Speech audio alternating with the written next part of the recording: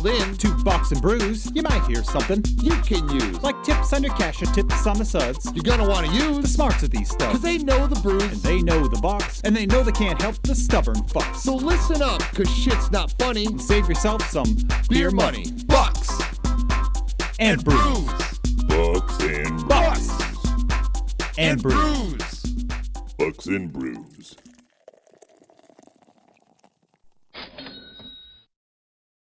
Welcome back to Bucks and Brews. Nick, it's been a little while. I'm sorry. Well, it's my fault. Softball's getting in the way, and the weather's god freaking awful. Well, okay, we should clarify that. Yeah. The weather is not awful. It's just It's Michigan crazy, right? in the Like, spring. dude, I mean, 3 days ago it was 32 degrees and rain and insane, and today I was in shorts. It was like and 76 and sunny. it was just beautiful. Like today was like a beautiful day. For you to Yeah. say awful, I'm like, no, this is what I've No, been today was great. So This actual episode, this is our third reschedule because yeah, the weather has thrown the wrench into softball, and I keep having to move it. yeah. To say And if we didn't get it in today, we'd be going next week because you're leaving for bowling. I wouldn't. Yeah, I wouldn't be able to. Like, I'm home for 24 hours, and then I head over to. I'm going to Las Vegas. Head home for 24 hours. Repack. Go to Chicago for 4 days. Yep. 3 days. Oh yeah, we got C2E2 next Yeah, weekend. and then I'm headed to Detroit for my Coach of the Year award. So I'm. So yeah, it might be a couple weeks before we do this again. Yeah. So we're gonna try to figure something out. But While we're thinking of it though, what Yeah. are you drinking, my friend? well, as always, guys, like, subscribe, share, tell your friends, tell your family. We appreciate you tuning in to us. This week, I'm sponsored. This one's from Mr. Michael Benson, It is. right? R&D Brewing. Not really sure what that stands for, but anyway, it's a passion fruit goza, and so I'm really excited to try it. I'll figure out what R&D stands for eventually. So I got a couple. I got from Lost Coast Brewery a tangerine, just a tangerine. Just an orange. Oh, a tangerine wheat beer. Here we go. Oh, okay. Which I like tangerines, so we'll see how that goes. And then my wife sponsored me with a Holy Donut, an imperial stout with donuts, dark chocolate, and peppermint flavor from Lone Pine in Portland, Maine. Yeah. So we're gonna see how that goes after this tangerine beer. So,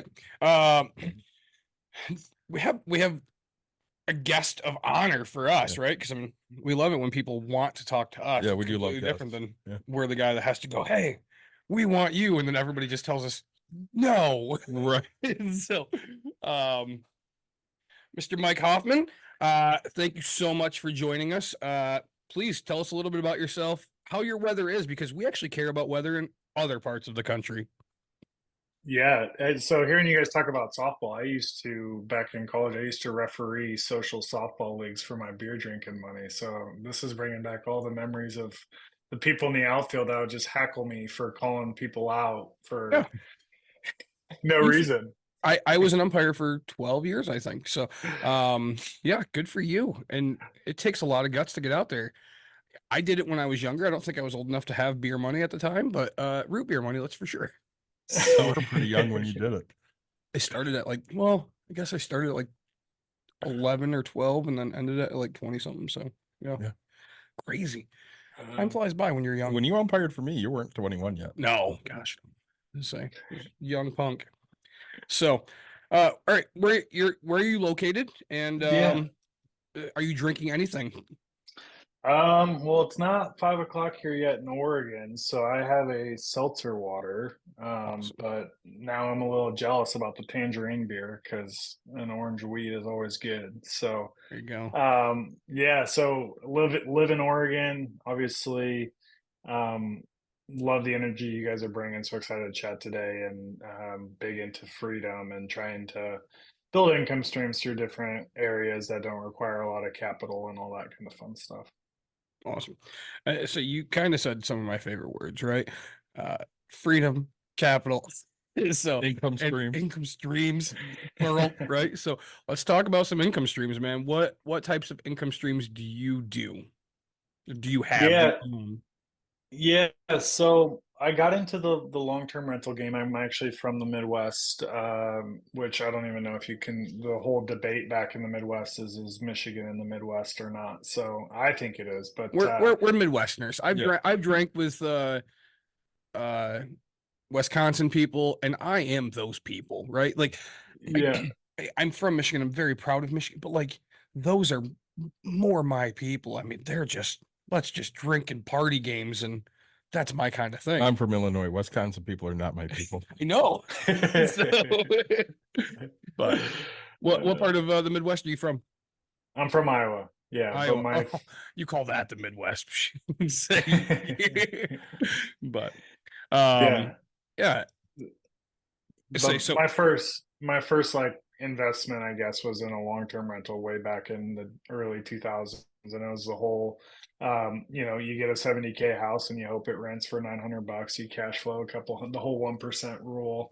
Oh yeah. And so I parlayed those a couple times, and then right before COVID, I did a lot of traveling for my day job and just layovers in airports and stuff, and I would go by these vending machines, and I was like, man, these are so interesting. You have a $8 bottle of water. It makes no sense, but the whole machine's empty, so people are clearly buying them.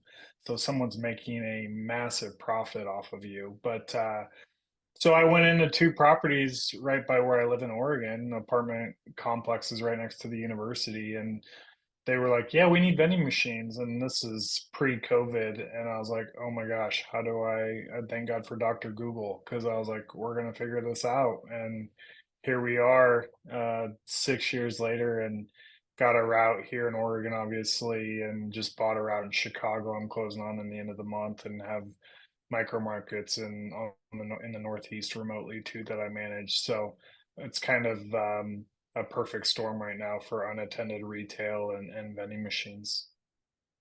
Do you still own your rental properties? I do. Yep. Okay. So we 1031 a couple of those, and now we have a short-term rental in Tampa, and then we have a long-term rental out here in Oregon. Oh, that's amazing. You say I could dive into that forever. That's what I do for my career is residential real estate. Can I go off on a tangent? Yeah. Congratulations on buying another house. Thanks, bud. Let's say, yeah, it was a fun morning for me. It was yesterday was the most expensive day I've had in a very long time, right? Tax day. Tax day. So of course I pay the government, and I wired money. I paid cash for this house, which I'm not trying to brag. I'm just really excited. Like, just F it, see ya, and paid cash for it. So I got the repay. So it was a very expensive day for me. But things that you said that people don't understand. Okay, listeners that understand me, they know that I own things that are within a 17-minute drive for me, right? I mean, I don't live in New York, so 17 minutes to them is, 2 blocks, but like for us it's within 10 miles Yeah, max, probably I about think. that. Yeah, I think the longest one is like 10 miles away from me. Um, and you said, "Hey, I'm buying a vending machine business in Chicago area, and you own an Airbnb in I know Florida. What part again? Tampa. Tampa. Okay. But like, I'm scared to own anything I'm not there to physically see on a constant, right? Like, so you already have this. Hey, yep, it's the numbers work. Let's make it happen. Figure it out. So how do you manage something that you're not living next to? Find people boots on the ground that you trust, whether that's vending or in this case, like the property manager we have in Tampa is someone that, to make it even more uneasy for you, I bought this house sight unseen. Yeah, I So can't do it. I lose so the many. whole I lose so many deals because I refuse to buy sight unseen. Right? It's stupid to me. Not against you. It's just to me. It's like, man, there's so many things I've seen in my career that I know could just screw me. And I say that, but like I would buy sight unseen again if I know that this house is guaranteed. Like if it's my neighborhood, right, worth $350,000, and I know I can get it for 100 grand. There's not a single thing in that house that I can't get done for the 200 grand to at least break even, kind of a thing. So it depends on how great of a deal it is. But like vending machine, like how do you manage something in what, you're 2 states away? He's in Oh America. God, you're like 10 states away. Yeah. Jeez, that's half. It's funny, everybody forgets how big the US is. That's half the country away. Yeah. So how do you manage yeah something like that? yeah. So a lot of times what people don't realize is with technology, I mean, right away I can track, say, I can see how many, if we talk about a location in the loop in Chicago, I can track sales inventory right from an app on my phone.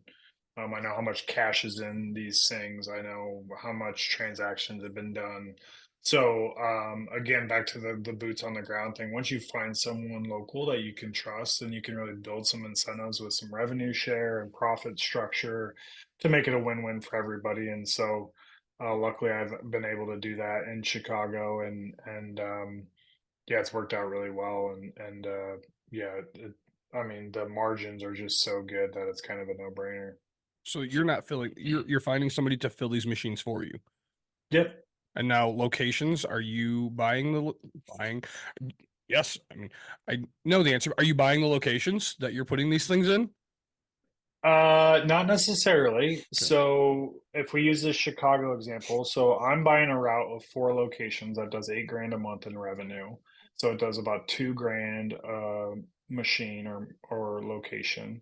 And then I also got a lead through just a cold email drip. We use CoStar for our kind of data to go after these residential. So I did a scrape of the loop area because that's where I'm buying, and I just got a verbal today with an 8 property portfolio. I didn't pay a dime for it. I just hit them with a cold email sequence about let's increase and let's do a revenue share, and they took the bait, and here we go. Nice. So that sounds great. I say it's hard because I've watched a lot of your videos now, and um, I know you buy from Costco, right? That's just one. And I remember as a kid, my mom would take us to Costco because it was like it was free food, right? We were Yeah. poor, so Yeah. but That's how you got dinner. yeah, of course. But that's how you like. I remember seeing they sold vending machines. Actually, it might have been Sam's Club that they Yeah. sold vending machines. Do you buy your machines from Sam's Club? No, No, and that's surprising. Sam's Club has great deals on machines, but they have those dang, what do you call them, like the rebate programs where you got to put these crackers and you got to put this soda, and it's always the things that don't sell at Sam's Club, so they're just trying to get rid of it. Mm. Gotcha. They make it so you have to buy specific products to put into it. Yeah, it's like they're Huh. the classic cheese crackers that are Yeah. in the 2 pack that it's all inventory that literally I'm convinced Sam's Club can't sell at their store. So they convince somebody to put it into a I mean, that's kind of genius for them, but Right. nobody It's else. genius for them, but it's terrible for the guy that goes on to Sam's Club and gets his vending machine because now he's stuck with this product. So you're finding locations now. You've already found somebody to fill these machines. How do you get a vending machine to that location of these new, you said 4 or 8 locations? Yeah, that's a really good question. So what people don't realize with vending machines when you need to buy one is these manufacturers, they're like car dealers. So when you go to buy a machine, like I'm literally placing an order of 10 of these new called smart machines. They literally are gonna give me for 10 machines that are 7,500 a piece, so 75 grand worth of machines. They're gonna give me zero money down, 8.95% financing over 60 months, and they're going to deliver the machines directly to the properties. Oh, perfect. What's So, the like, what's the warranty? I think it's 5 years, but even better, they're not even going to pull my credit. Oh, wow. Oh, nice. So This is what I'm saying. Like, these manufacturers are like the wild, wild west. They all want your business. So, like, you can work them against each other. You can talk them down. I mean, I know who I trust now and who has the best supports. But when I was starting this out, it was all, I was like, wow, this is literally like car dealerships. Let's say, no, it's good to know. Yeah, say, I'm gonna see how cheap of a price I can get. I'm gonna buy one machine. You bought 50 million more than me. I'm gonna buy one just to see if I can get it cheaper than what you bought any of them for. You're going to put it in your 8 unit? Of course. Because if I was you, I'd put a machine in my 8 Dude, unit. you know how much those people would eat? So much. Well, the problem is it'd go one of two ways. It either I'd make money, or it would be the Doritos commercial with the snow globe. Oh, look at my magic 8 ball. oh, free Doritos, right? Like that's what it would be. I mean, you have insurance, right? On the building, I have $5,000 deductible. No, no, but So if there's still 800 bags of Doritos, you're just screwed. right. Well, let's say, and I thought about it because I was like, man, I'm gonna put one thing of like the box laundry detergent because I have on-site laundry and stuff. Oh. So it's like, man, I'll do the laundry detergent in the box and I'll do the dryer sheets, Yeah. stuff like that.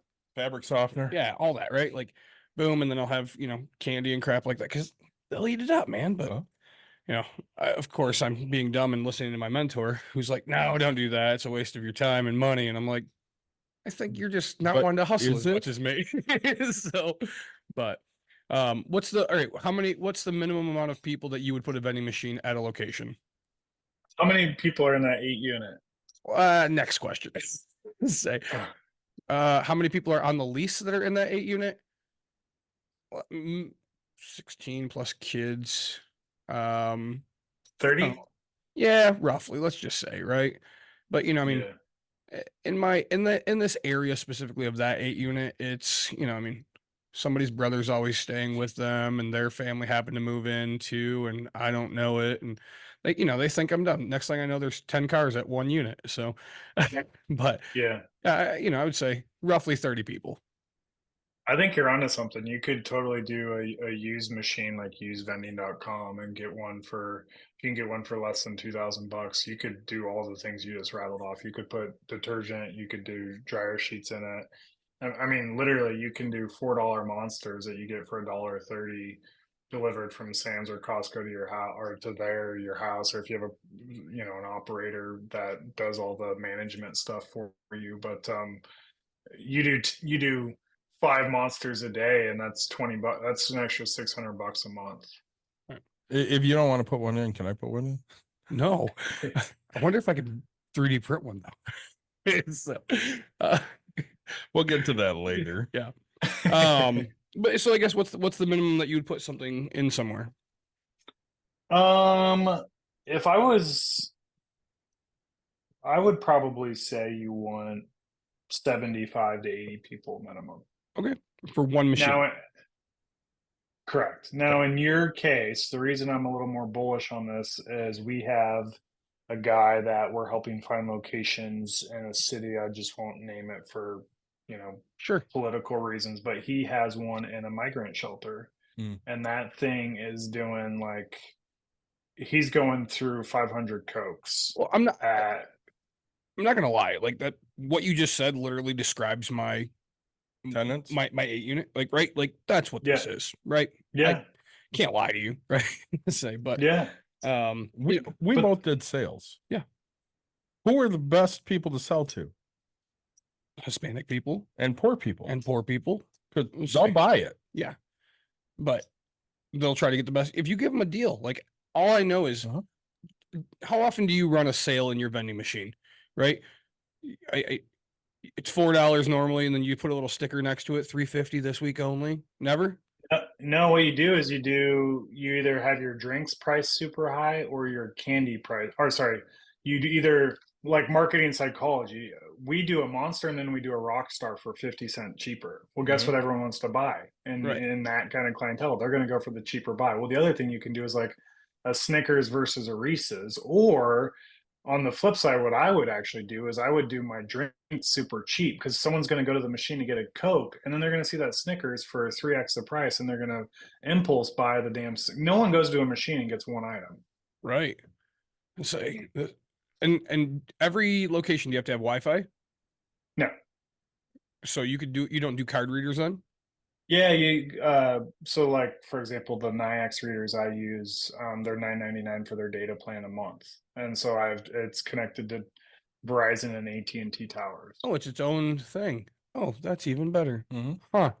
I'm learning That's so the app much. That's the app I was talking about. So you can literally What's the app pay again? your NIAX, NAYAX. It's a credit card reader. But that app is what I was talking about, where you can track inventory remotely. You could be with you're literally going to wake up if on the road with your crazy travel schedule and be like, shit, I literally sold $60 of munchies last night while I was sleeping.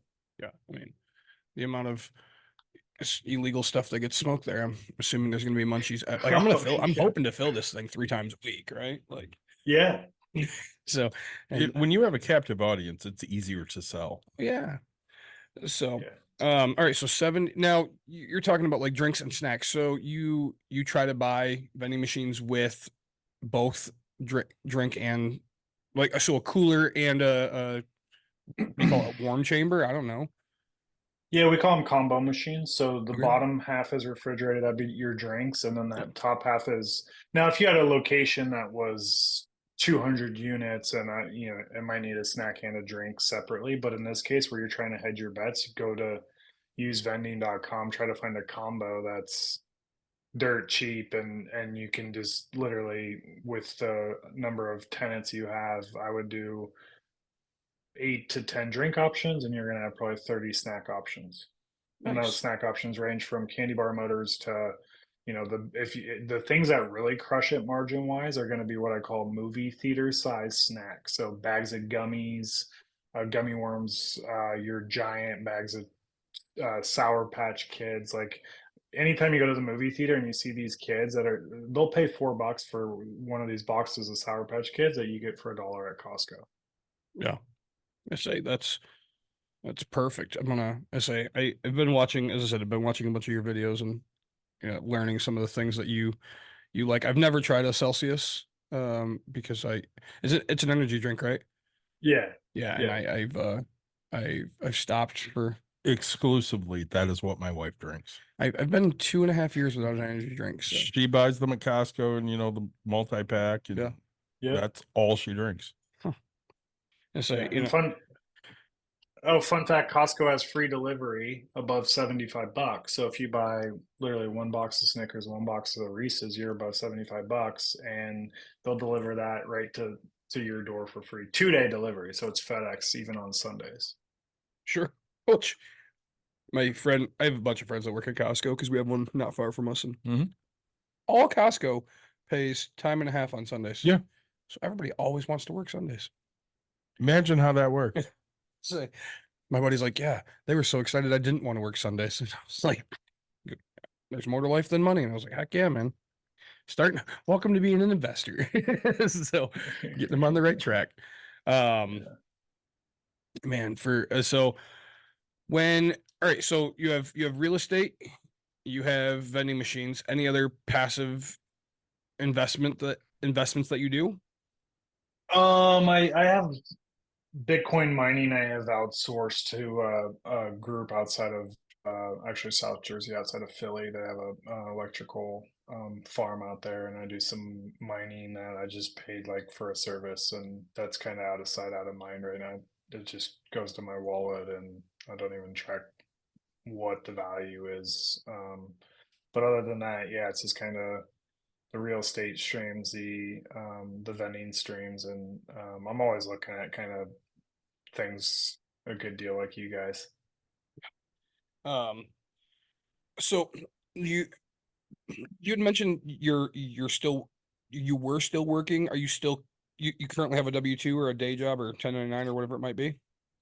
No, I mean I'm a consultant for a couple different companies as far as like they pay me through my business, but I'm not. It's literally like a monthly retainer for a couple hours of work a month. So my main focus is building our vending empire.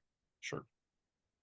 No, and that's great. Like I say, it's not easy. So for me, in your opinion, is it easy to start the businesses that you started? Easy? Yeah. It's not a word I would use to describe it, but Hey, yeah, I guess that's one way to look at it for some people. but real estate. My first transaction was easy, right? Everything else after that's just been a nightmare. So, The first contract you wrote was on a lined piece of paper, and it was, "Do you agree to pay this amount of money?" yeah, that was easy. Say, I've learned. Yeah, but nobody else would ever do that. Oh, there's people. I guarantee it. Yeah, dumb ones. Yes. Like you were dumb the first time. Oh gosh, yes. So, I still am. I still make dumb mistakes. I have to imagine that vending machines are pretty recession proof. Yeah. because again, people want convenience and they always want snacks. Well, and when you're broke and recession comes, you're gonna go find ways to not spend money. So you're gonna go walk and find a vending machine. Yeah. That's what you're gonna be out and about for it. So what is your feeling on that? I 100% agree.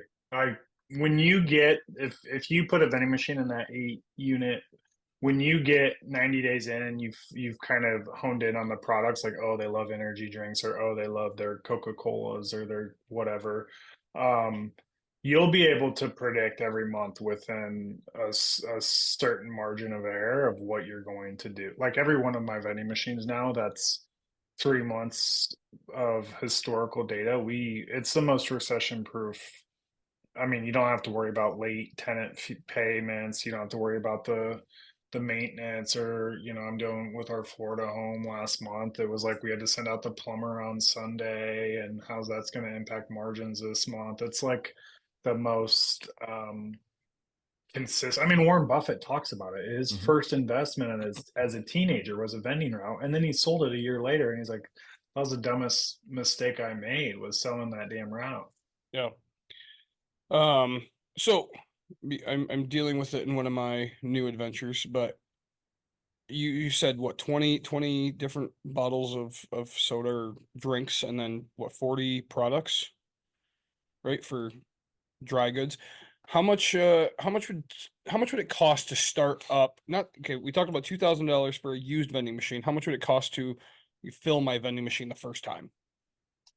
Yeah, so you're looking, let's say those combo machine. Let's say you have 10 drink options, just for simple math. You're looking at 10 to 20 per. So you got 10 motors times 10 drinks.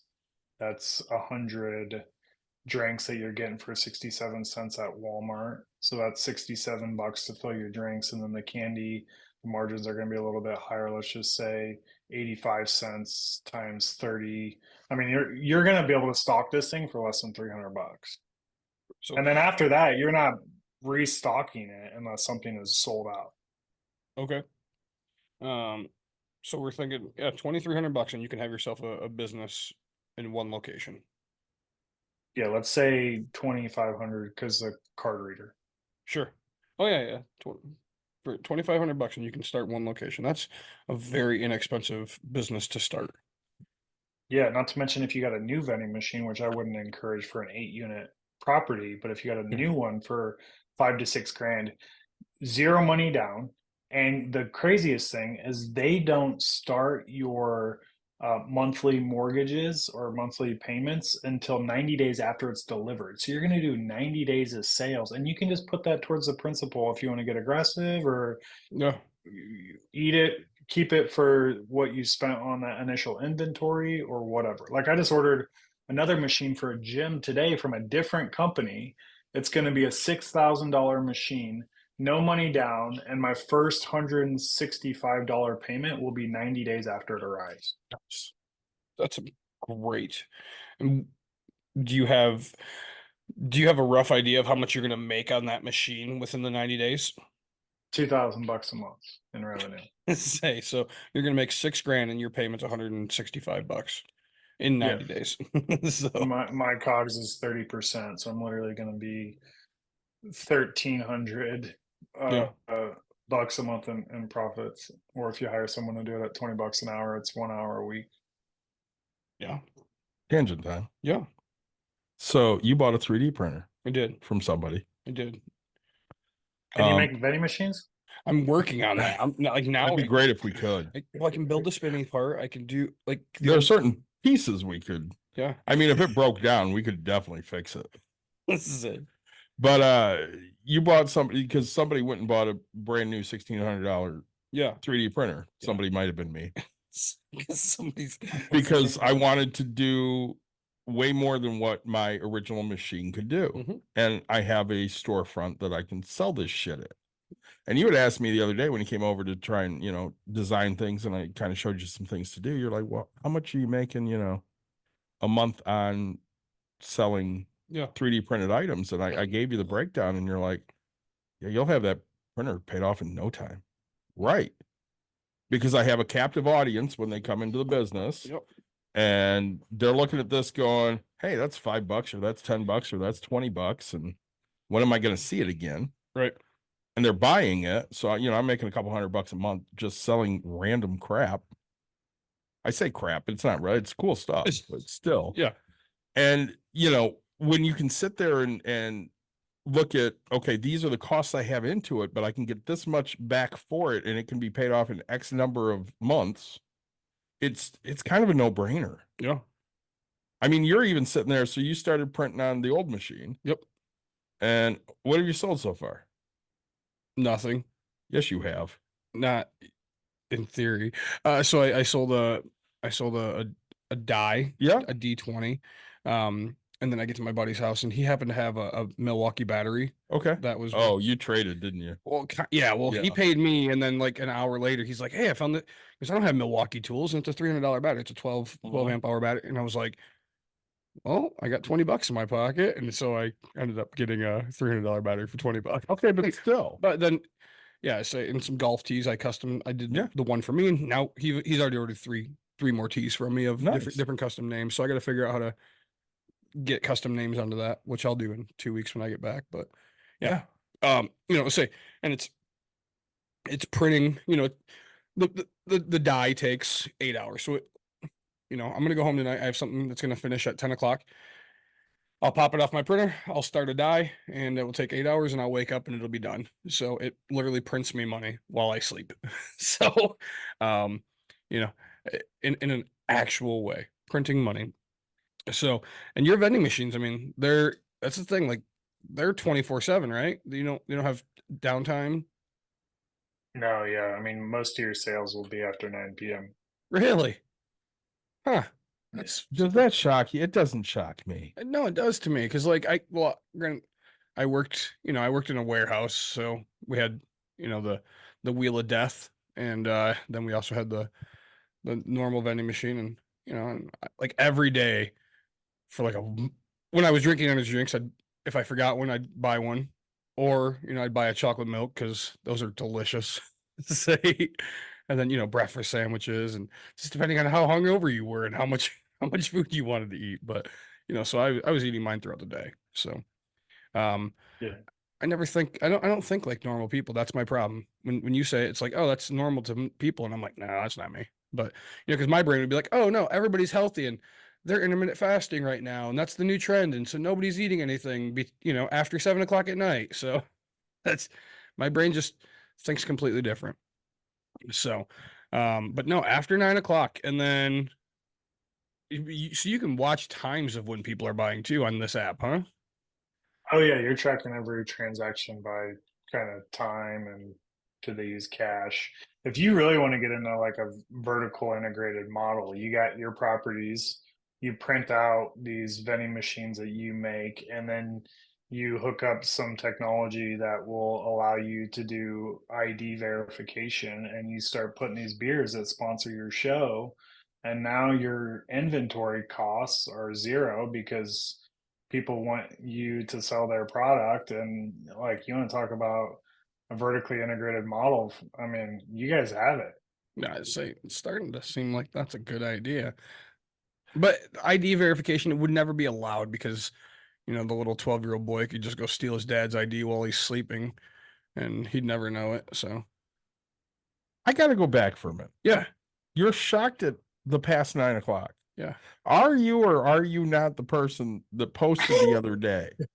But Did you know Uber will take you to Taco Bell? Yeah. I was a little, What time was that? oh, like 1 a.m. Exactly. Yeah, but I got in and I set it to go to my house and then I was like, hey, can we get Taco Bell? And he's like, you have to put it in the app. And I was like, dude, I don't do technology. And so I handed my phone like I do to you. And he's just like, boop, boop, boop. All right, cool. Taco Bell stop and then your house. And I was like, I don't care. So I rolled on I was like, hey, what do you want? And he's like, nothing. I was like, nope, you're eating, bud. So I ended up having to buy this guy some Taco Bell. Which But you're shocked that the most sales are after 9 p.m. Yeah. Why? I don't know. A vending machine just doesn't seem like a If normal. it was something you were walking past, you wouldn't throw $5 in it to get some shit. I mean, I do now. Exactly. That's what I'm saying. But when I see vending machines, it's during the day. But if you were walking past one at night and you're hammered, Oh yeah. But if it accepted card, and have you ever owned ones without card? No, but I have had times where the card reader was down. And how much do you see sales drop because of that? It depends on the location. Sure. Yeah, I think card readers will increase your sales typically 70%. 70%. That's what I like. That's what I would assume, right? I have no Yeah. cash. I always have cash. I never have cash ever. I never have cash either. I don't even have a wallet anymore. I just carry. Okay, a wallet and there's I three of us here. 33% of us have cash. Every man should carry cash. Bullshit. If you go to a Cubs game Uh-huh. and the guy cleans the seat for you because it's raining and he wipes it down for you, you're not tipping him? No, because I don't have cash. Exactly. It's cashless there. I say I'm still giving you cash, right? Like I don't have any. If I I'm- don't carry it. if I'm going if I'm valeting my piece of shit car, I'm tipping cash. Like I take cash when I go on vacation because I know there will be people that I need to give cash to. Yeah. Who else uses cash? Strippers use cash. I gotta get actually they take card too. Learn something new. Yeah, well they not for the dollar dances, but for like the VIPs and stuff. I just found this out. Not from experience. No, but like I watched a video on it. Some girl was giving her breakdown of because it's financials, right? Yeah. And so she And we watch everything financial. and she's like, "Hey, this is what," and I was like, "I never even thought about that." Yeah, like so if you get a dance, like people can go swipe their card and pay for it instead of paying in cash. And I was like, "Huh, never." Thought about You that." probably don't remember these days. I remember the days where McDonald's only took cash. Yeah. Do you remember those Oh, days? Say, You had to be like 4. well, Aldi, I don't know if they changed, but They did. they don't take credit card. Do They take? didn't. They do now. They do. Okay, but yeah, you had to strictly have a debit card. Yeah. And to me, it was just normal, right? Like my whole life, everything is cash. Like We didn't shop at Aldi's when I was poor because we never had cash. say, yeah, you had to put it on credit card. So, now do you guys, how much does the processing fee for NIX Yeah, I think it's 5%. of every transaction? Every card transaction. Yeah. Do you have to swipe more than once for multiple selections? I guess. No. Okay. No. Okay. So Yeah, I if- think when you tap or swipe or whatever, it's like it says you have $10, like the machine reads 10. So and then whatever you spend to that 10 is what actually gets charged. nice. All right. Huh. So that's pretty. I'd empty a machine if I was hammered. That's the problem. You gotta find, Yeah. you should put a vending machine in my basement. That thing will be. Oh Yeah. man,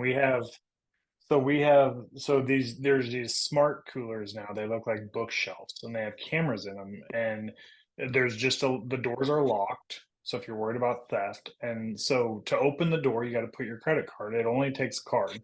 Put your credit card, unlocks the door. Well, we have all these college kids, 2 a.m. We're talking $90 transactions Mhm. because what happens is they have AI cameras. So when you grab 7 bags of chips, you don't have to like scan it like a self checkout at a market. You literally, the cameras will detect 7 bags of chips and charge the card that was used to open the door. So we have a lot of the vending guys that have them next to college campuses. They'll do like $90 transactions at 2 a.m. from these college kids because they just come home from the bar. And I mean, think about the guy that's trying to Uber to McDonald's. Yeah. Taco Bell. Taco Bell. Bro. Seriously.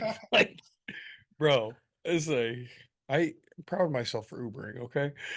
I'm proud of you for Ubering. But you know what Yeah, happens when you're drunk? Oh yeah. You buy shit Yeah. you don't need. Spend money. Like you ever want to get my pocketbook? Just get me hammered. Yeah. I will buy the world. That's just it. Let's say, but the whole door opens and you just have the select. So it's like the smart Amazon store or whatever I've heard of. Mm-hmm. Where you just walk in, it scans everything in your basket as you walk out, so there can't be any theft. Correct. That's amazing. Have you I didn't gone know they to made one of machines. those? No. They have them at the airports. Oh really? Yeah, Oh, we've been yeah, to they one have. at the airports. Oh. You scan your card to go in, you go in, and if you grab anything and walk out, they know and they just debit you. Wow.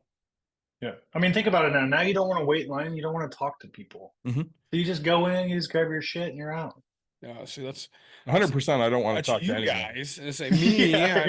You I'm talk the- to everybody because you're a people person. Yeah. I am not a people person. I don't want to talk to anybody.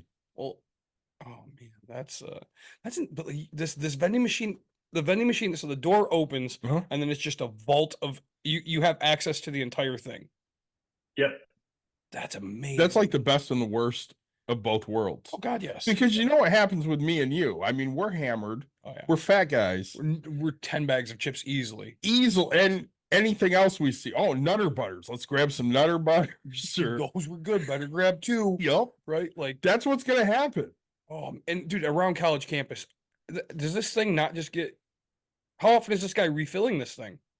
Twice a week because it's Yeah. getting rated. Yeah, because I mean, again, that's like, granted, back college days, I wasn't, but like, think about me, right? Yeah. I would just open this thing and people were walking by like, you need a bag of chips. You need a bag of chips. Yeah. I feel like Oprah. Like that would be, I'd be so broke, dude. And then the next day you'd be like, why did I give away so many bags of chips? Say, now on something like that, can people? You have cameras, like physical looking at it, so people can't fight their credit card transaction, then, huh? Yeah. Yeah. The technology comes with the camera detection. And I'm not even convinced that it's truly AI because they don't process it until 8 a.m. the next day. So I think there might be someone, a VA in the Philippines that's actually reviewing the camera footage to make sure the charge lines up with the transaction. That's awesome. Now I kind of want one of those because that sounds like a great machine. Oh, they're sick. I mean, Yeah. I have a guy that's he has 4 of them, and last month he cleared 10 grand in March. I mean, We have he's many using- colleges around here. Yeah. And I don't think all of them have vending machines like that. Huh. Oh no, we're replacing old school vending machine because aesthetically they look good. Like if you want me to share my screen, all right, Yeah. it's not disabled, but literally these things look like a bookshelf, and it's just one side's refrigerated, one side's not, so you can do everything from burritos, anything that's microwave. I mean, you could put it in a frat house and it would crush. I think Yeah. GVSU needs one of these. Yeah. Dude, this guy just said burrito. Like, gosh, this is, think about I'm it. talking Nick's language now with Right. the Mexican food. Oh, say, dude, that, and we need a microwave that you can just either scan your card or throw quarters in, just like a laundromat, right? Yeah. So like you get a quarter equals, A quarter is 30 if- seconds. yeah, like, it's like boom, now Yeah. you gotta throw $1 in to warm this thing up. Uh-huh. A cup of ramen will take you, 5 minutes. So that 15-cent cup of ramen just cost you $17 to Yeah. get. Yeah. This sounds like the best business ever. Right. If only it worked out this way. I think we found a new business venture, me and you. Yeah. So I'm texting my wife right now to make sure she starts looking into all this. Hey, this is what we're doing. Because I'm super excited about this. She's gonna tell you to fuck off. Yeah. So whatever. Actually, let's see. I did tell her I was going to buy more machines already. Yeah. I was like, hey, I found a bunch more for, really, really cheap. What if I have like 20 of them? She's like, do whatever you want. It's like, oh, okay. You liar. When I was over there, Yeah. She was pissed about the one. all I heard was, I can't believe you spent money on this shit. Yeah. So, so what's the best advice to getting into this business? Start now if you're gonna do it. I think it reminds me of the whatever it was 4 or 5 years ago, like the self-storage craze, and then the HVAC, and how private equity is starting to snatch up these mom and pops. So like the more you can get a route going or locations doing revenue, I mean, that's an asset. One of my buddies, he's selling his route, and an average route's at 1.5, 2x multiple on revenue. So if you have one machine, let's just say doing $1,000 a month for 12 grand a year that you put in your local YMCA or the gym where your kids go, the park your kids go to, or whatever. I mean, now you can sell that for 18, 24, just that one location with one machine, So it's like you're truly building kind of an equity play there that most people don't think about. They just want to know what the cash flow is. Who do you have work on your machines when they break? So that's kind of that's a really good question. So that for me personally, I do not want to be a machine mechanic expert. So I actually buy my machines from the companies that have the best support. So um kind of typically how that works is because I'm getting machines under warranty. If a machine breaks, I just FaceTime the company when I'm at the machine. They walk me through a troubleshooting thing. If something's broken, they just overnight the part, and then I'll just put it in based on when we're FaceTiming together. Okay. And you have your route guys fix the machines as well? Oh yeah, yeah. Okay. It's not like a rental where the toilets literally if the motor breaks and the Snickers won't come out, people are going to buy Reese's until it's fixed. Oh, okay. So they're still buying something to say. Yeah, I mean, if the credit card reader's down, like if they really want that bag of Twinkies, they're going to use cash. They'll figure it out. Yeah, I say me, I would overthink so much. I'd be like, oh, now I have to have a change machine right next to it, so that way I can break this money. And No, there's no change. I'd make it well, I'll say, Why would you do change?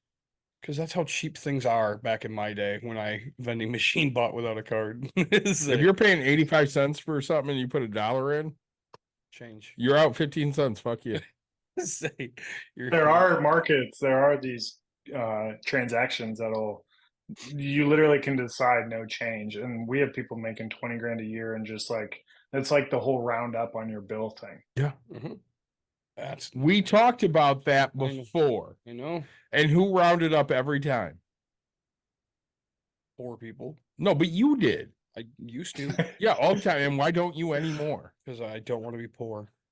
Bullshit. You Well, don't want Wendy's to get the tax write-off That's a fact. for the money that you rounded up on. That they're supposedly donating. Right. Yes, to say no, that's the hardest part. Oh man, it bugs me. I need more tax deductions. That's what I need. We had that talk. Because you always rounded up. I used to, right? Because I was doing a good deed. I need to send that kid to Cal. As much as I eat Taco Bell, I've paid for at least 5 kids' colleges. Yeah, and who gets the tax write-off? Taco Bell. Why? Because they're the ones donating it, not me Correct. technically. You didn't technically donate it. You gave them the money to donate, and they got the tax write-off. And do they need it? No. No, fuck Oh, them. gosh. Who needs the tax write-off? Me. Right, because your tax bill this year was like $855,000. I wish. Say I'll get there someday. So all right, your residential real estate. Do you like that? How passive? So you have a property manager, you said, right? I do, yeah. And do you like having a property manager? I kind of have to because it's in Florida. Oh, you just have the for one. I thought you had some. Oh no, I don't have one for the one here. I Oh, okay. self-manage it, and Yeah. I think I'm leaning towards I'll give someone 8 to 10% because I'm tired of chasing down rent checks and being the first call, first line of defense. Yeah, say you. Are you tired of that? Oh, dude, I fucking love this. I want to sell everything at this moment in my life. You want to sell everything every 6 weeks. Yeah, it used to be every 10 years. Now it's down to 6 weeks. So I don't know how many times I've gotten you better call Nick because he's selling everything again. yeah, I say I'm just done with it, man. Some of these tenants are getting bad, and it's rough out here for me. That's because people are awful. Yeah, as long as people understand that, they want everything for nothing. So Again, most people aren't like me and you, and we're awful. yeah, we're not awful people. We're just assholes. We're Right. blind, right? So, all right. Cons of being my friend. Say, so get started. Get a route. Now, would you suggest buying somebody's route currently, or starting your own? It'll be cheaper to start your own. I mean, literally go buy anywhere where there's a full parking lot, whether that's the Jiffy Lube or the YMCA or the, medical office where there's 5 different floors of different services that there's constantly a full parking lot. So that's free. You can go in there, ask for the property manager and whatever. If you buy a route, it's honestly just like you do with you're adding value. If you can add value to that route, like that route I'm buying in the loop, that's doing 8K a month. I think I can get, just by switching some products, I can get that up to 10K a month within the first 30 days. That's a really decent return. Like 30 days and you're getting a 20% increase. Mhm. Yeah. Yeah. Yeah. But it's back to what you were saying. Once you know your clientele, what they're interested in, and like you got to double down on what sells. If energy drinks are what sells, you might have to abandon every Gatorade and seltzer soda option and just only have everything from Red Bull to Bang to Celsius to whatever. Oh, say that I always think the poor mindset. Like if I had a dream vending machine, it would, you can't find a 25-cent little Debbie anymore. Right. Like, dude, these things are like 250 a Yeah. piece now. Like it's insane. But it would be like 25-cent little Debbie's and 25-cent cans of Shasta, right? That's like my dream vending machine. Diet Shasta Orange Like and Canada Dry. Dr. Thunder. Yeah.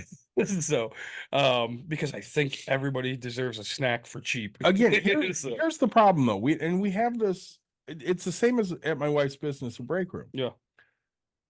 You can save money by doing X, Y, and Z, or you can do none of that shit. Walk out on the floor and see $100 TV, and decide, yeah, I'm gonna spend $100 on that TV. Now, I wouldn't buy a TV for $100 to break.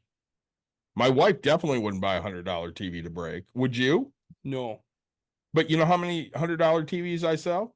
a lot. Yeah, because people will look at it and they go, when am I ever going to break a 70-inch TV Yeah. for $100 again? Never. Right. And then they buy it. Now, I have shit priced on the floor all the time that I would never pay for any of it. Yeah. But I've sold it for that. So I know I can sell it for that. Will I mark it up $1 or $2? Maybe. Let's see what happens. So if I have a vending machine and I keep selling rock stars at $3.50, could I get it for $3.75? Let's see for a month. How often do you try things like that? What's that? Raising the price to All see the time. what you can top out Yeah. at. Yeah, all the time. You'll learn market rate real quick. In fact, back to your comments of your little Debbie's, you guys shop at Costco, so you'll get this. But like, you know how when you're going up to the checkout, they have all their snacks and so, well, I saw Gushers and they're like new logo, new marketing. I'm like, oh my God, we got to try these Gushers in the vending machines. They're 24 cents at Costco. No one touched them. Huh. Like people today, again, this is back to like knowing your clientele. If I was for one of my apartments, it's a bunch of 50 and 60-year-olds that just will never live on a budget and will rent for the rest of their life because that's their life. I can't. They'll go through 35 Diet Cokes at $1.75 a piece. It costs me 45. They would crush Gushers, but all these college dorms, they want the zero sugar energy drinks, and if it's $4, that's a cost of being healthy. Say, yep. That's gosh. The party store was within walking distance from the high school and really close to the middle school. Yeah. 25-cent Pop Rocks. Yeah. We would just fucking bust down the doors for that 25-cent Pop Rocks. Now they're like $1.09 a bag. Right. But again, you find out what works. Oh yeah. That party store knew if they sold 25-cent Pop Rocks, they'd have 30 fucking 10-year-olds out in front of the door, and you only let 5 in at a time because they're little thieves. You guys are thieves, yeah. Right.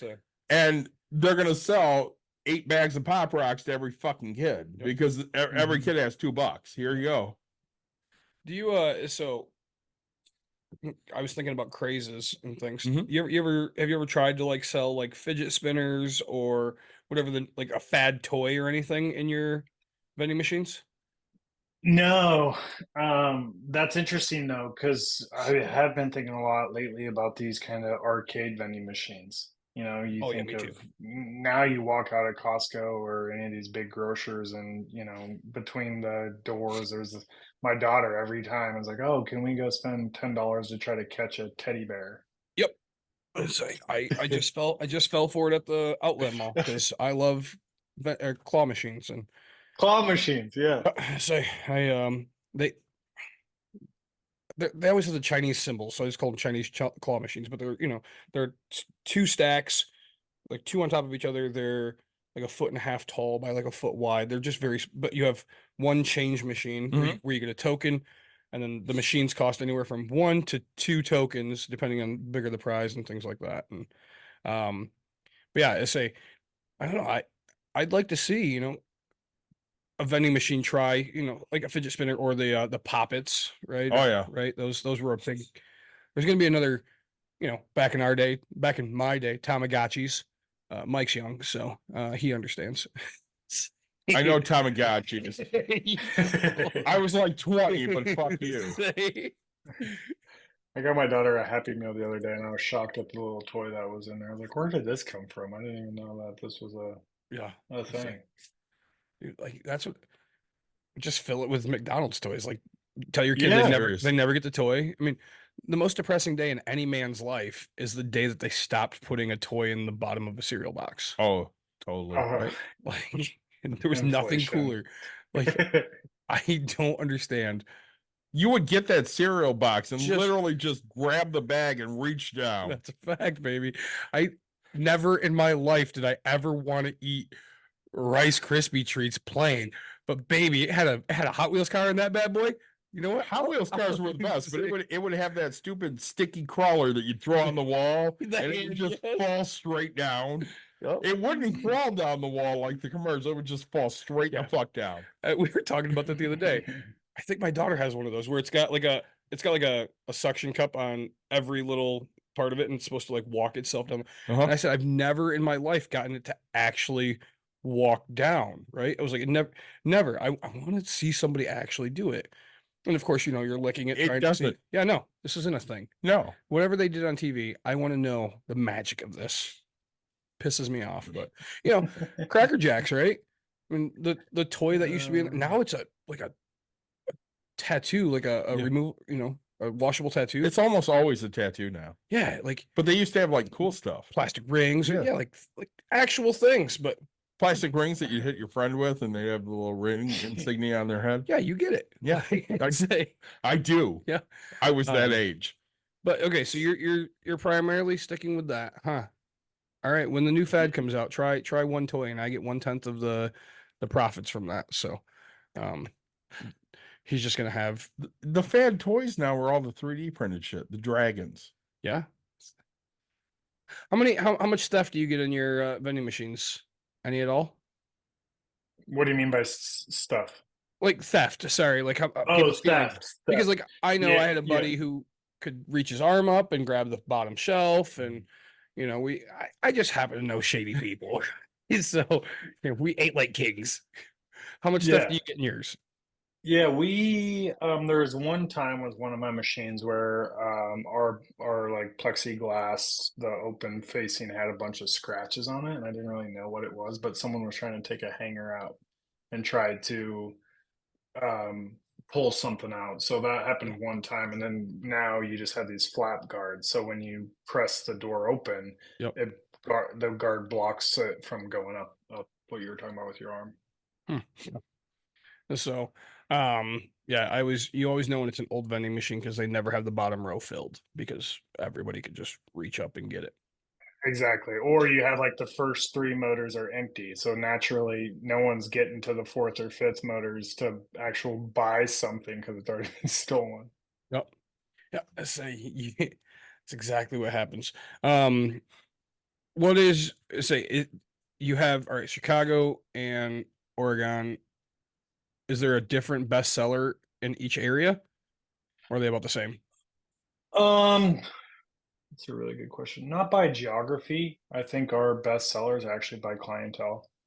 So we have the college, younger apartment crowd. That's a lot of, your healthier, more expensive type products. And then we do have like the Class C property we have. It's a ton of Diet Coke and Reese's. I mean, some of the things you were talking about earlier, we could probably put in there and they would do well just to mix it up a little bit. But it's more just about differs by demographic of property, not necessarily geography.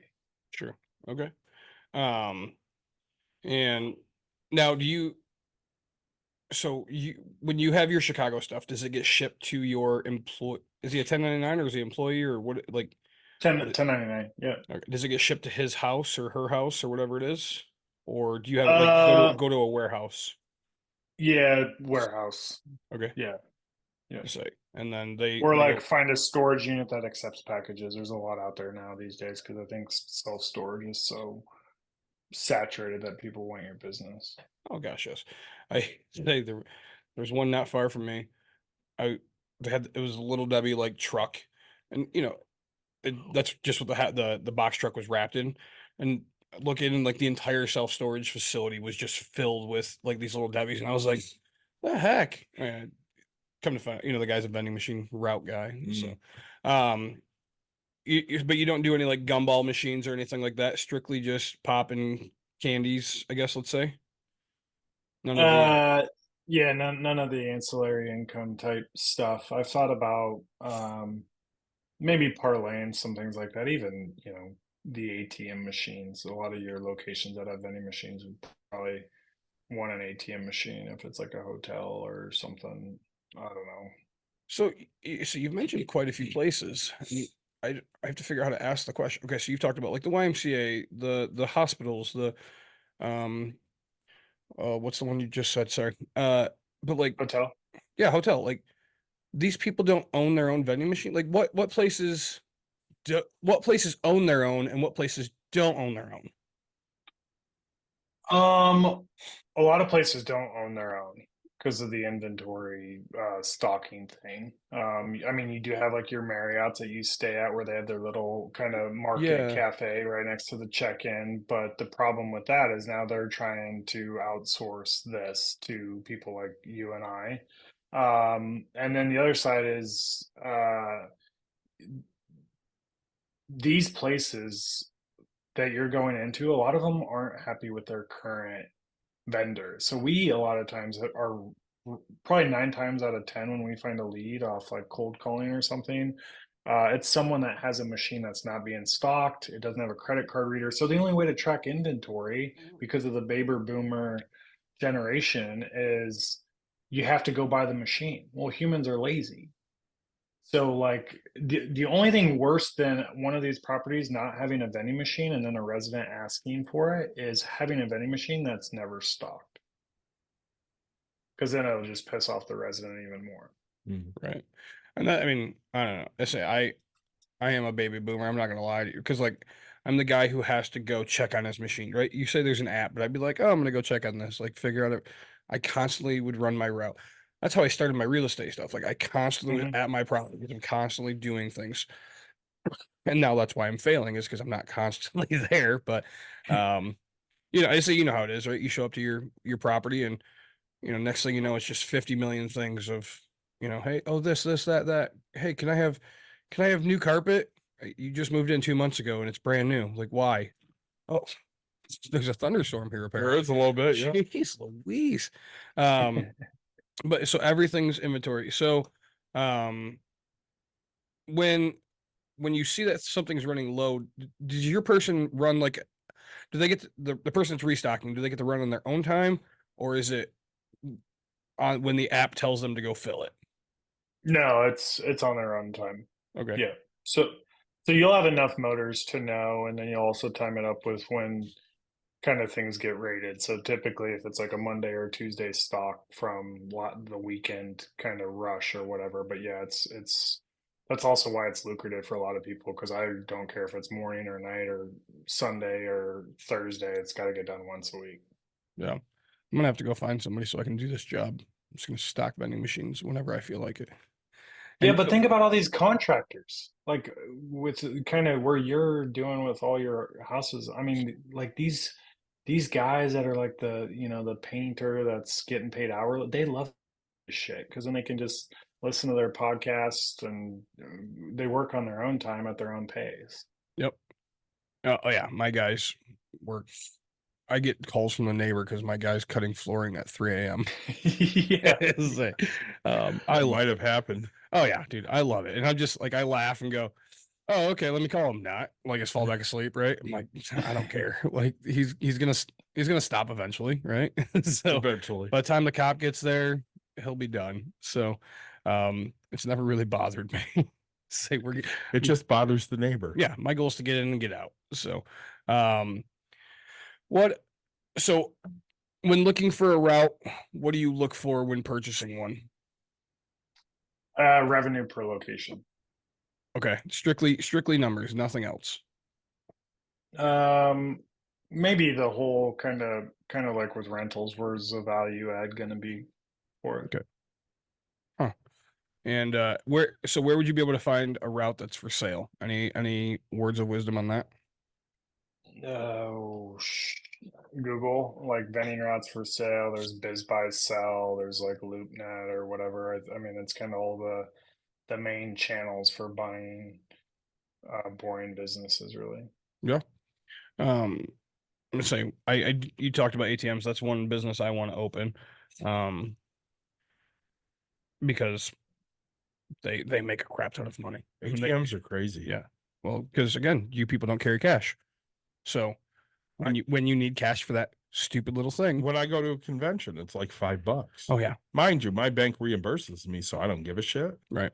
But they're making $5 every time you swipe your card. Mhm. I have a friend who he would go to the strip club and go to the ATM and it costs $10. And he'll do it multiple times in the night. And we kept saying, dude, it's not worth $10. And he's like, yeah, but she likes me. Say, yeah. Oh, I think that's so you can find them on. I didn't even realize because when I go to LoopNet, I'm looking for Properties. a building, Yeah. right? Like not necessarily a business, like a vending machine business, Mhm. right? I'm always looking for a property itself. Mhm. Yep. I think I've almost bought 15 car lots, and just because I want land. I want places to go do all my fun stuff. So, now you have kids, I do. I have two of them. and do they learn any part of this business yet?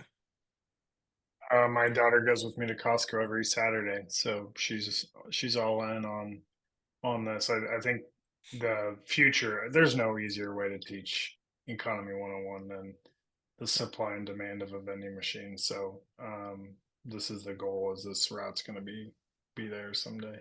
Yeah.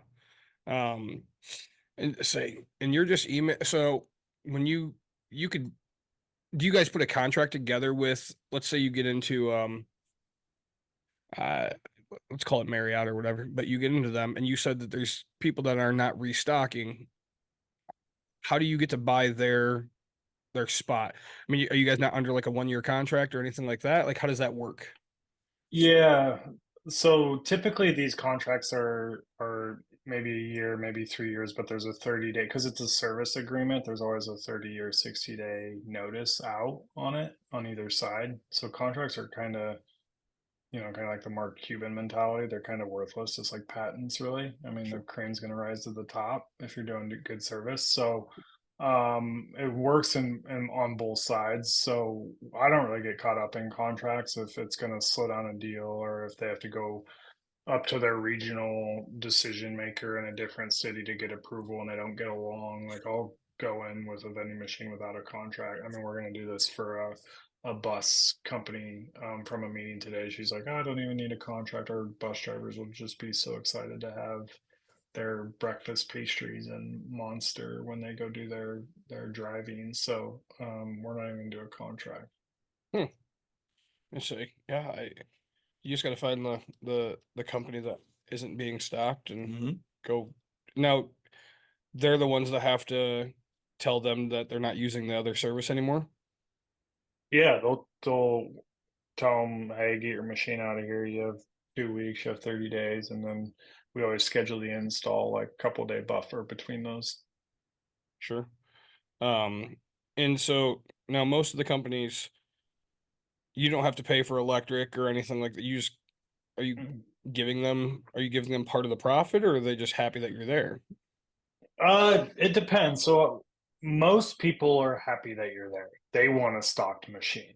Sure. That's what they want. They want happy residents, and that's a stocked machine. Now, if I'm talking to like this group in Chicago we're about to do 8 properties for, I knew they had 20 plus properties. So I was like, economies to scale. I led with rev share because then you're getting to that. It's kind of like the units or you're just parlaying. So if I was glad to lead with, hey, I'll give you 5% of revenue if each property is doing $2,200 times 8, 5% might be paying for their secretary. I don't know. Right. And do you give them an estimate of what you estimate to make off of things, or Yeah, we quantify it off units typically. okay, Where it gets a little tricky is office buildings when you don't really know occupancy. One tenant might have 150 employees, or one tenant might be a barber shop. yep. Um, let's see. Now, would a barber know his foot traffic for the most part? Yeah, Okay. yeah. So, and you would go into a barber and say, "Let me throw this in here." I probably wouldn't, not a barber shop. Not worth your time then? Just not enough. No. I can't imagine they Well, stay long enough. yeah, and you think about your situation with 8 units, okay, you get 40 people, but they're there 24/7. Like Yeah. that 9 p.m., the barber shop's not open. Right. So yeah, and if most of your sales are coming at night, yeah. Especially a barbershop. How long are you in getting a haircut? Oh, I don't go get, but when I used to, and it was a full hour. Right. You're there for an hour. That's a long time. That's not that long. Oh, your value of time and mine is way different. Say, I'm telling you, if I got a haircut, I'd be in there 20 minutes. right. Well, it's Maybe. when my wife cuts my hair, right? It is 10 minutes kind of like Yeah. boom, boom, boom, boom. I'll shave real quick, which doesn't happen, but very quick. But like when I go see my barber, oh yeah, I mean this is a full hour, baby. We take our No time. way. We talk. I'm sports. I'm Give sports me in gambling, and out. 20 minutes done. sports gambling with him. Oh no, I want that I want that full conversation. I want to know how your dad is. I want to know how your mom is. I'm hoping that she made me a meal this time. Like that's the only person I set an appointment with is my barber because I know that his mom is making me a nice meal because she loves me. I've not had a Right. barber since I was in my teens. Yeah. Say you got to go back to one, buddy. They're No. they're game changers. Forget it. They got all the stuff. I'm happy to save my money and just do it myself. Well, say and my advice to people like you, right? You're not looking for real estate, but like my barber, I mean, barbers are therapists, right? People that do service things, they're therapists, and people just don't realize it, I'll right? take the bartender as the therapist. Thanks. That's it too. But like my bartenders, I don't know, they're people are drinking because they're losing their house, and then they'll think about it. But like, man, the barber, man, he'll hear about just this, and oh, hey Nick, you got to go check this out, man. This house, you need that, and it's like he was my connection to buy things for a long time. No thanks. Oh yeah, that was making connections and having conversations with people. You'll get so far. It's amazing. Really is. I'm happy not to talk. Just say yeah, but you're not trying to grow the business like that. No. So, Mike, do you go see a barber? I do, but I've never heard the analogy that the barber is a therapist, and I can totally see that. Yeah, and it was something I just completely learned because I mean, you listen to him and he'll start talking about that guy right before, man, he just going off about how he can't afford his house and oh wait, really? I mean, It's like- I get it because Yeah. used to get drugged to the hairdresser when I was a little kid. Yep. And my grandmother would be there for 4 fucking hours. Yes, but she sat under that big dome machine getting her perm. And, Yeah, but they talked about everything. everything. And I just sat there going, man, can I go home and play some Nintendo, please? This is awful. All right. So, what's the strangest location you have a vending machine, and what's the most normal place you have a vending machine? Ooh, strangest location. We have a setup at a manufacturing plant that makes pumpkin to ship across the whole world. They have 500 Hispanic workers, massive fields, and this is in the break room. That one does around $3,500 a month. And then probably the most common place we have a machine is, I don't know, an apartment or yeah, probably an apartment or even just like a medical office building.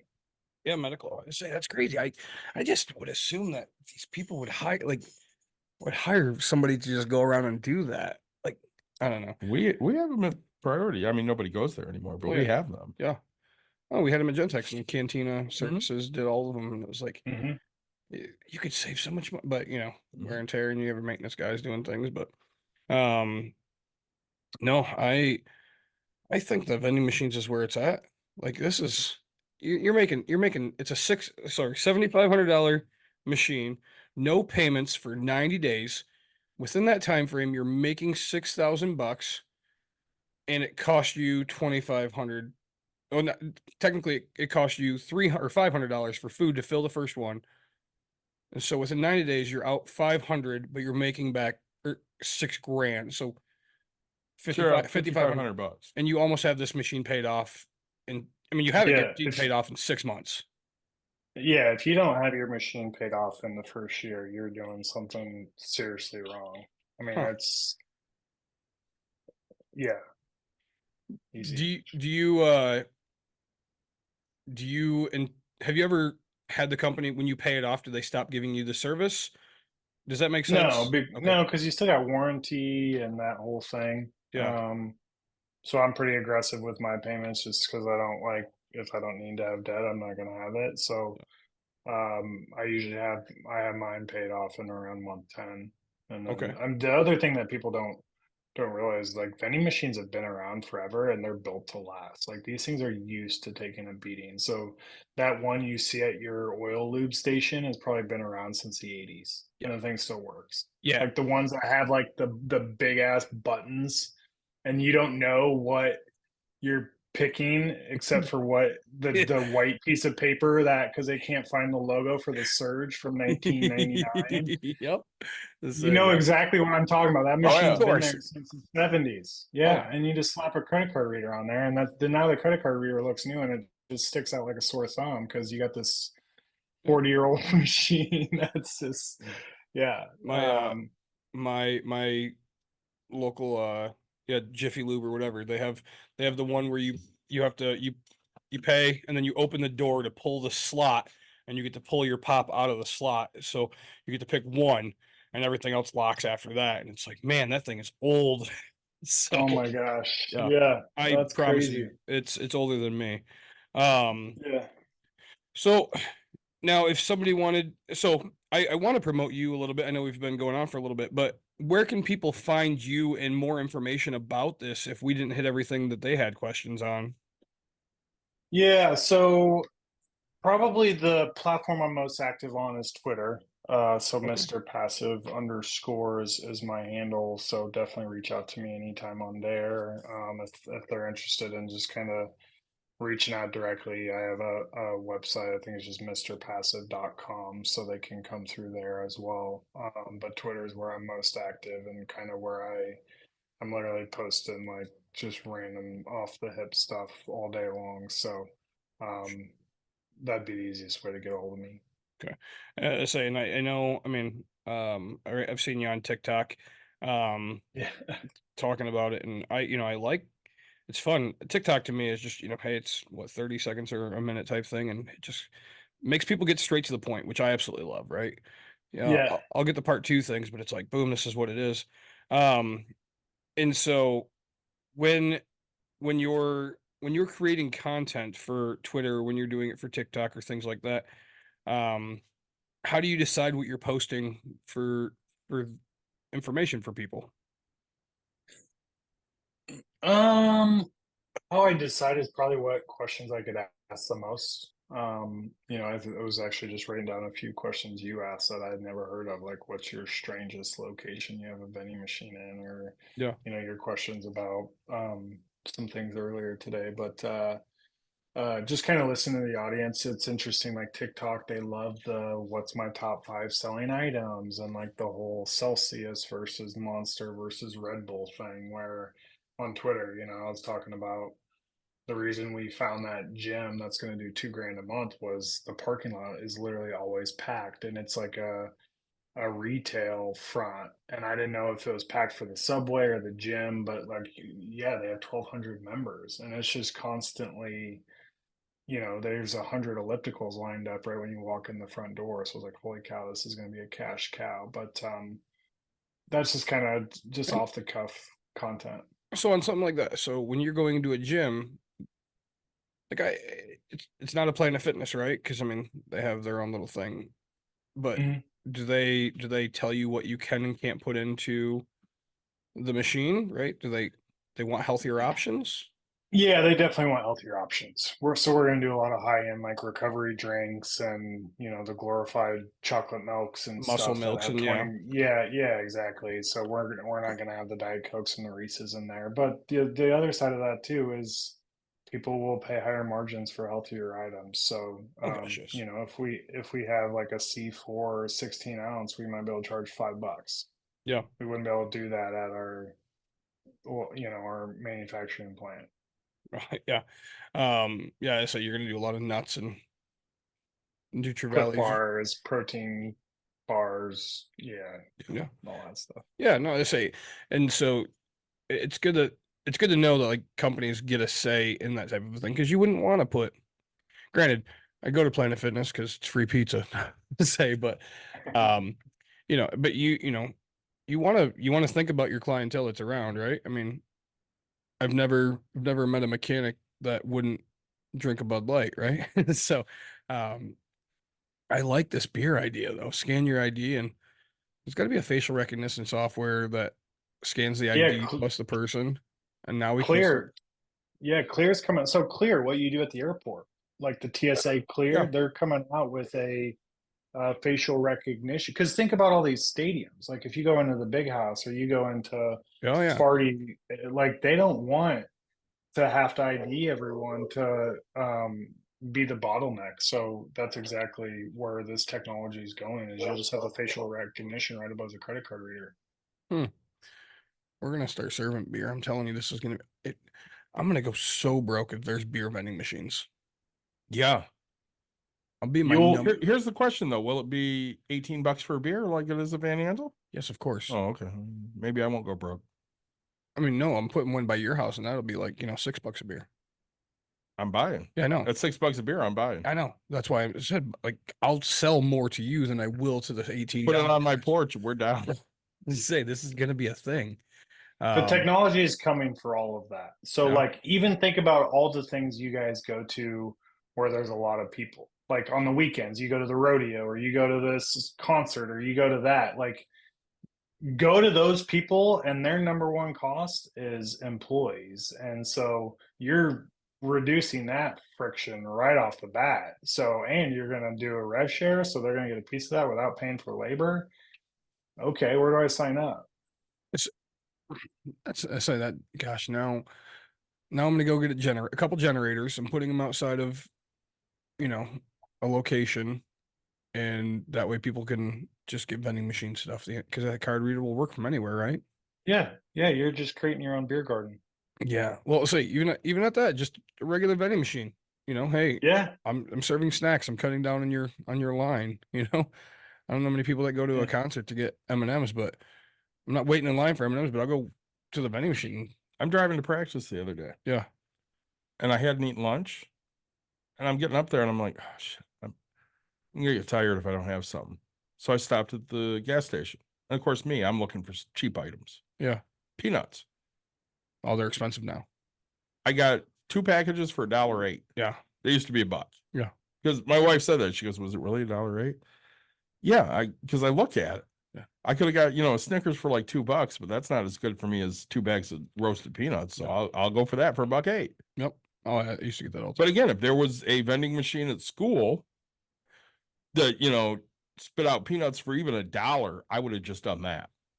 So now we talked about storage facilities. I have a buddy that owns quite a few storage facilities, and they're not technically residents. I don't know how, and I don't know how often people check in, but I mean, is that a good location to put? Because I'll just go buy vending machines and put it at his locations.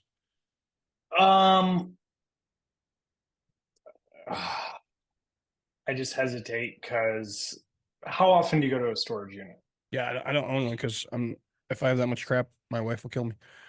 Yeah, but like back to at the end of the day, you're just quantifying foot traffic. So like that 8 unit place, you got people in there every single day, all day long. The storage unit, if you have 300 people, they're not going to the storage unit every day. You know, Right. like if you find an apartment complex that and you put it next to the Amazon package lockers, yeah, they're going by that every freaking day. Oh yeah. Let's see. I'm gonna have to put it by a couple of my places. We have a storage unit twice a week tops. Oh, that's right. You guys do. Yeah. Yeah, and if anybody goes there, I Yeah. mean, it's going to be an employee that goes there, but if anybody goes there, they could just as easily go to the gas station, a quarter mile away. No, I'm putting a vending machine here. I mean, here it would be a good spot for a vending machine, Great spot for a vending except my machine. wife gives away free candy already. Yeah, but this is real candy that they can buy and we can make money on. Yeah. Gosh. Yeah. All right. I have a location for a vending machine. I got my first location. You got two. Where? You're 8 Oh, black. yeah. I say definitely put in there. I have to. So I'm gonna go to, oh man, usedvending.com. Yep. Type in your zip code and you're gonna find machine. You're gonna find combo machines. Really? Let's say, and working order. This is gonna be great.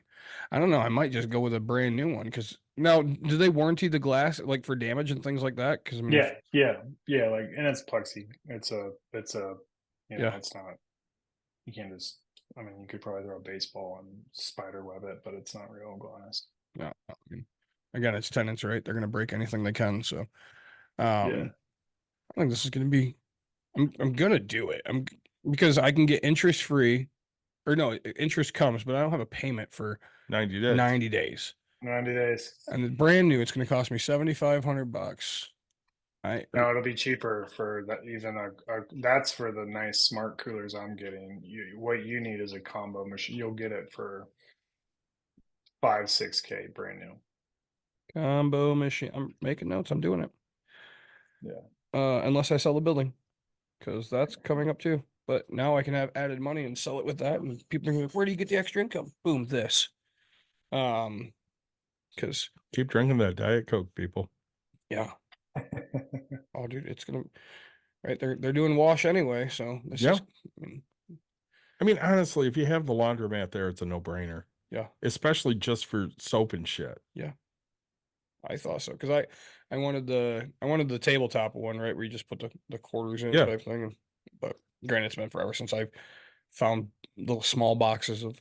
I look into it now. Where's the best place besides Costco? So like, where would be the best place to find products? Oh, that's anywhere. I think you can find a deal. I mean, we like Amazon right now has 48 packs of Snickers for $37, and at Sam's Club they're $42. So we're constantly always trying to find a screaming deal. We our main staples are Costco.com and Sam's Club, and we just because once you get above 50-75 buck minimums, it's free 2 day shipping. So that's 2 or 3 items, and it'll ship right to you or right to your place or whatever. Let me say, Yeah. and oh, I think that's a great idea. Just we're gonna go hit up colleges now. So all right? What's the best way to present to a company that you want to put a vending machine there? Could you help me with that? Yeah, I think the play is amenities, right? Like if it's an office right now is they're sweating about occupancy. How do we get people back in to this place and use it? So you're talking break rooms, you're talking about his example of the peanuts, like he would have came to the school and just got peanuts there type of thing. And then if it's a residential complex, they're trying to keep their residents happy while literally trying to keep rents high. So for this, it's like it's a no-brainer for them if they don't want people walking across the street at 10 p.m. or whatever. And Not everyone knows you can Uber to Taco Bell. So You didn't know it before the weekend. I knew I could Uber to Taco Bell and home. I didn't know I could stop 2 places. Uh-huh. That was kind of more. I just happened to, be drunk when I made I was like, I didn't know I could make 2 stops. They'll stop at Taco Bell and my house. They'll stop anywhere you want. They don't care. I didn't realize this, Mhm. right? It was the best thing was him rolling down the back window and like me having to shout from the other side of the car, like leaning over. But yeah, I just thought it was like a one-way thing. Granted, I've driven for Uber, Yeah. and all my people, I never got like 2 stops, right? It wasn't like this person picked up that person to then go there. Like they weren't like, hey, I want to go to Taco Bell first, and then we're going to this place. No, it was always just one stops. And so I never knew. And I've driven for Uber, right? Like I didn't know we could stop 2 places. And now you do. Now I do. Man, I say I'm putting vending machines in all Ubers now. In Yeah. the Uber. Like little small Yeah. ones though. Yeah. We're gonna make this happen. By the way, I got to run here pretty soon to go pick up the kids at daycare. So Oh, that's right. I say I um, forget it's like 5 o'clock your time. is. We're over here at like 8 o'clock. I'm like, man, what? No. I'm ready So- for another beer. is what That's you're exactly it. thinking. One of the big questions I'm trying to start asking is, all right, what's the best life advice you can give to anybody out in this world? I was thinking about your comments earlier about how you both said you're assholes. Yeah. And I come back to the people that get ahead in life, I feel like are just more persistent, and professionally persistent is probably a better word, but like don't be afraid to get a no. It's like real estate or vending, or you want to get to an answer. And so to me, it's like professional persistence I keep coming back to, because you think about, you two are in sales, so is I. Who you buy from is a lot of times the person that's just more persistent and Mhm. always on you to, whether that's the car you bought and the sales guy just wouldn't leave you alone, or whether that's the app you bought because you got 25 different ads on your phone from the fact that you Googled what a vending machine is, or what like I just come back to that persistence thing is something that I think more people need to have. That'd be my advice. Hey, Mike, go ahead and plug everything, how people can find you. He already did. Twitter, but he can do it again. We're at the end of the show, so I figured doing it again right now was a good idea. Twitter's the easiest, Mr. Passive _, and then MrPassive.com is obviously my website, so you can reach out through those two. But Twitter's where I have my most kind of frequent up-to-date content. And I'm on the other channels too, like TikTok. I do a lot of random videos that we were just chatting about, but Twitter's probably the most up-to-date. I should start using Twitter. You should. I have one. I've had one for years. I don't use it much anymore. No. So, David, how was your drinks? So the Lost Coast tangerine wheat was very good, very tangerine-y. Yeah. And I do like tangerine, so that was good. I really enjoyed the Holy Donut from Lone Pine Brewing Company in Portland, Maine. What did you think of that? Because I gave you some of I that. didn't mind it. It was pretty. It wasn't as pepperminty as I was expecting. See, I got the peppermint right up front, but then everything else just subtly after it. Yeah. I enjoyed that. I lied to our viewers. I still haven't figured out what R&D brewing is. But it's just R&D brewing. And but the passion fruit was really good. Mellow flavor throughout, and it wasn't just that overpowering like, hey, it's got a hit. But no, it was really nice beer. Mr. Mike Benson, thanks so much for this drink. So guys, as always, again, like, subscribe, share, tell your friends, tell your family. We appreciate you listening. And Mike, thanks again so much for joining us. We loved having you on. This seems like a great business that nobody should do so we can own the world, but everybody should at least give it a try. I love it, David and Nick. Thanks for having me on. This was a lot of fun. Thanks, take care. See you guys. See ya.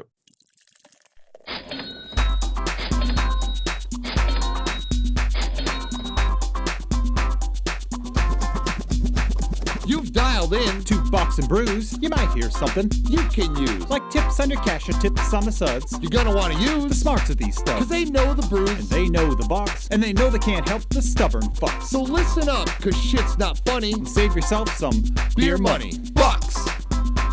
and brews. Bucks and Bucks. brews. And brews. Brews. Bucks and brews.